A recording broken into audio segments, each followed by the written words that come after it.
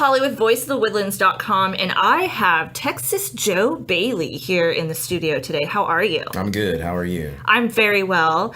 I was actually introduced to a couple of your videos just recently via social media, and boy, you have some serious talent. Thank you very much. Thank you for that. That's you just blew my mind. So give me your story. Tell me how you got started in music, and what instruments you play. All right. Well, when I was probably about 9 years old, I have older siblings. I have two sisters that are 10 years older than me, and I have one sister that's 3 years older than me, and they listen. So as a young boy, I was exposed to, when I was 3-4 years old, I was dancing a disco duck and staying high.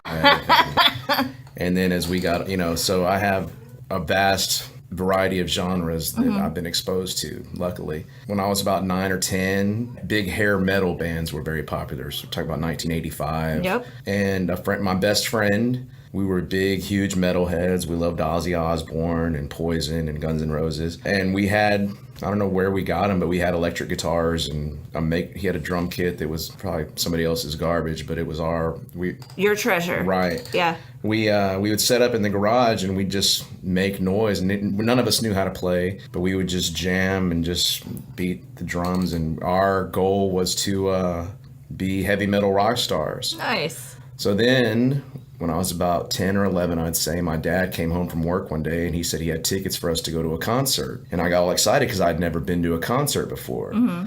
So I was like, well, who is it? And he was like, well, it's this guy named George Strait. Oh, my God. He's a country artist. Right. I was disappointed. Sure. A young kid. I wanted to see AC/DC or Dokken or for my first concert, it's going to be this George Strait guy. I was, stupid child.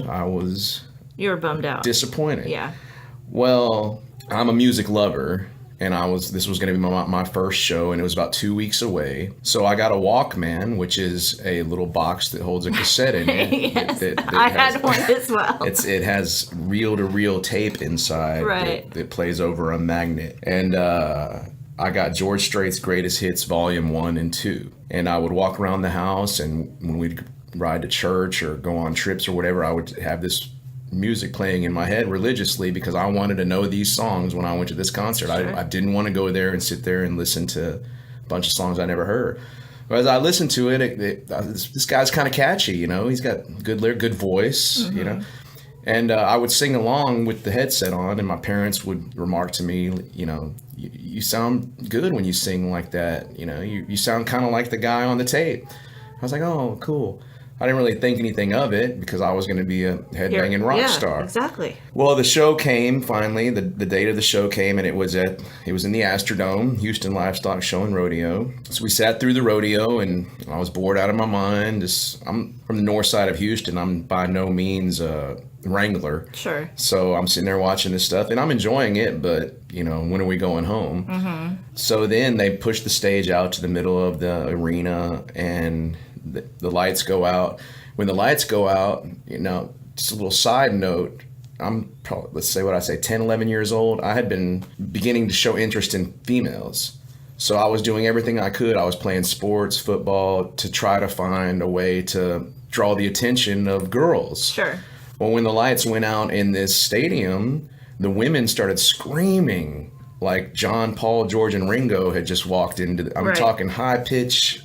I couldn't hear myself, and I'm looking around, and he comes out, and there's women crying, and I'm like, this is the way to get their attention. Mm-hmm. And then I sat through the show, and I absolutely loved it. The Ace and the whole band are phenomenal, and I fell in love with Western swing music that night, just watching the way that they played together, played off of each other. Very cool. And from then on, that was it. My dad got me a nice guitar, and I got a little book that showed you how to play, and I studied that book and practiced till my fingers bled, and the next thing I know, we were playing Opry houses and barbecue joints and That's what awesome. have you. That's awesome. Congratulations. Thank you. You hustled. Yes. That's the only way to make a living in this business. But luckily we live in a town here in Houston, the greater Houston area, Southeast Texas, where you can make a living playing music. You can. Because there's a lot of venues and a lot of opportunity if you get out there. Absolutely. And I have good management, so I stay busy. Good. That's good. Well, speaking of shows, do you have some upcoming shows that you want to kind of highlight? I do. On April the 20th, we're going to be out at the Thirsty Texan, which is it's more like the Tomball area of 249. Okay. On the 22nd, we're going to be at City Limits in Rosenberg, Texas. It's going to be our first time out there, so hopefully we'll get a nice crowd out there. Also out there in Rosenberg, I believe it's in Rosenberg, is Skydive Spaceland. Mm-hmm. Have you skydived yet? No, I have not. Maybe you should go do that afterwards. Why not? Just kidding. Why not? On the 28th of April, we're at Shy Girl Saloon. That's over in the Crosby area. That's always a good time. There's great venue for music and great crowd of regulars that really love live music. May the 5th, we're going to be at the Dallas Mayfest, which from what I understand, that's the biggest festival in the Fort Worth area, and that's going to be our first venture up there into the Metroplex area. Like I said, I spent a little time up there. I fell in love with the music scene up there, and I told Brandy, my manager Brandy, that we got to get up there. Sure. And leave it to her. She booked the biggest thing possible. We're headlining a Friday night on May the 5th at the Dallas Mayfest, and couldn't be more excited about that. And then we'll be right back here on May the 6th at Bareback Bar and Ice House, which is right down the street here, Spring Cypress and Kirkendile. That's going to be big. That's going to be a big show. That's always a nice place. May 13th, we're at the Outlaw Country Bar, and I believe that's a benefit. Cool. Yes. Awesome. Boy, you are busy. Right. You have something like almost every single weekend. So yes. That's a good thing. I'm striving to get something every day. Sure. I want to work Monday. I want to work 7 days a week. Mm-hmm. And we're getting there. We're getting there. Good. Yes. So if the listeners want to learn more about you and your music, or if they want to, follow you on Facebook, where would they go? I know you have a website. Right. What is your website? www.texasjoebailey.com. And then do you also have a Facebook page as well? I do. And it's Facebook/Texas Joe Bailey Music. Okay. And if you go to the website texasjoebailey.com, there's going to be a link to all of our social media. Your social, There'll be links to Instagram, Snapchat, Twitter. Are you doing all of that, or does your management do that for you? We both. Okay. Both. Collaborative. I have my personal Facebook page, and then I collaborate with them on the music page. Got it. Instagram, that's all me. And I don't spend too much time on it, but that is me. Sure. I always tell people that you can just Google Texas Joe Bailey. There's only one. I've learned, and that's good. Yes, you trademarked yourself. It is. Well, yeah, that's a funny story too. How that came about. Well, tell me about that. Probably about 1998, they came out with this thing called dial-up internet. Right. And I got the little disc for AOL, America Online. And so I get the disc, I put it in, and it wants me to create an account. So I put Joe Bailey at AOL.com. It says, no, you can't have that. It's already taken. I said, Joe.Bailey. I said, no, that's taken. And I must have went through about 20 variations of my own name trying to find a email address. Right. Nothing. So finally I'm like, Texas Joe Bailey.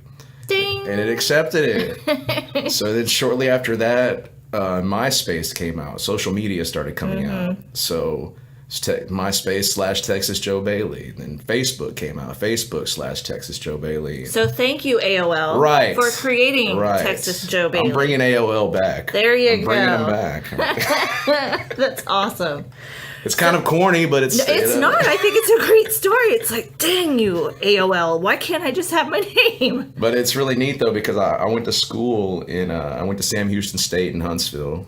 Bearcat. Yeah, nice. Studied theater and music there, and so Texas Joe Bailey is like we were discussing before we went on the air. Texas Joe Bailey is really a creation of a character that I get to play. That's cool. All the time, so I get to that schooling paid off. Good for you. That's awesome. I see you brought your guitar. Did you want to play something? I would love to. Okay.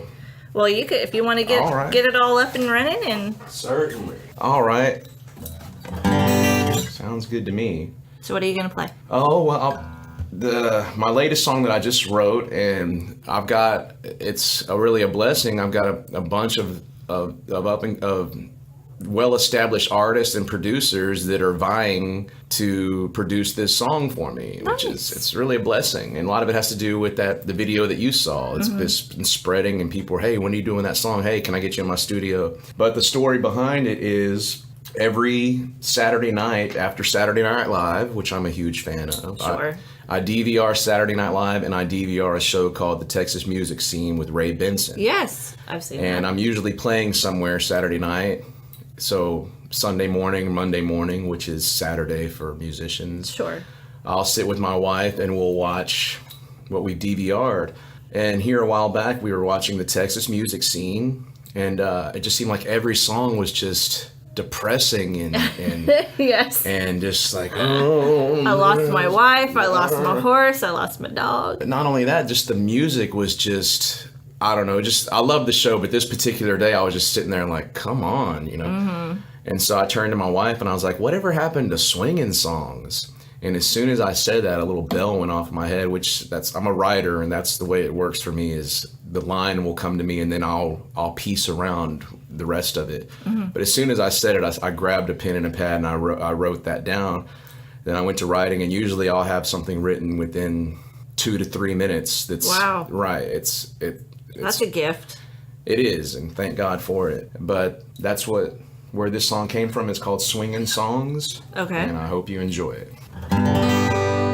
Most country songs I hear these days are slow, grim, and dark. Everyone is busted, beat down with a broken heart. Don't anyone recall why there's sawdust out on the floor? The reason why we take that trip through those swinging doors. Whatever happened to swinging song? Two-stepping honky-tonks can't be wrong. An up-tempo 4/4 beat gets down in your bones and moves your feet. So grab your partner and do-si-do. Take a few spins around the floor. As much fun as the day is long. Whatever happened to swinging songs? Twin fiddles and a steel guitar brings life to a smoky bar. Feel the beat down in your bones. Texas Playboys and George Jones. So grab your partner and hold them tight. Laughter, love, and feeling right gets you right where you belong. When you're scooting to a swinging song. Whatever happened to swinging songs? Two-stepping honky-tonks can't be wrong. An up-tempo 4/4 beat gets down in your bones and moves your feet. So grab your partner and do-si-do. Take a few spins around the floor. As much fun as the day is long. Whatever happened to swinging songs? Gets you right where you belong. Whatever happened to swinging songs?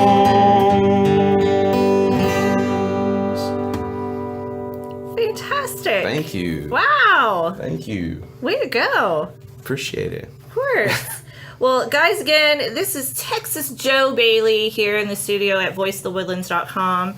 Again, Joe, let's tell the listeners where they can reach out to you on your website. www.texasjoebailey.com, or you can just Google Texas Joe Bailey. Once again, all of our links to all of our social media is on the website. Feel free to come visit us, say hello, let us know you're out there. We go live quite a bit on Facebook. We go Facebook Live. Facebook Live is a great thing. Oh, now. yes. I use it almost daily. I spend a lot of times on Mondays and Tuesday morning practicing songs for the weekend. Now I just turn on the laptop and I'm like, hey, everybody, Gonna practice. Who wants to hear what? And people want to know the real person behind the artist. Yes, and me being a ham. Oh, there you go. It just gives me my own little TV show. Like, we should get whether you they want it or not. Texas Joe Bailey TV channel, right? We should. We should. Well, thank you so much for coming It's my pleasure. into the studio. It was such a pleasure to meet you. Thank you for having me. It's nice to meet you. Oh, thank you. And I love what you guys are doing here. Well, thank you very much. Thank you. You've made a fan of me. Aw, thank you. You're welcome. All right. Well, have an awesome day and enjoy yourself. And thanks again for coming.